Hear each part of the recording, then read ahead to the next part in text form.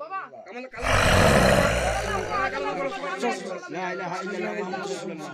চোখ মুড়ে দাও সবাই, চোখ মুড়ে দাও।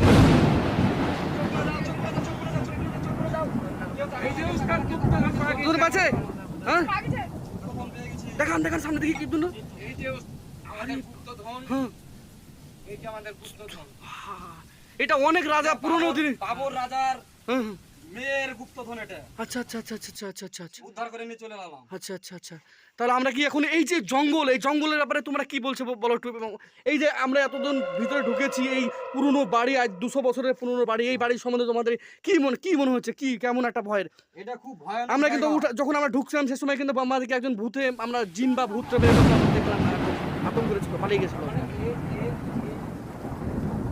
আপনার আশেপাশে কেউ মানুষজন আসতে পারে না। আচ্ছা হ্যাঁ, মানে জঙ্গলে ভয়ঙ্কর জায়গা তো। মানে ভূতটা খুব ভয়ঙ্কর ছিল, আমার ভয়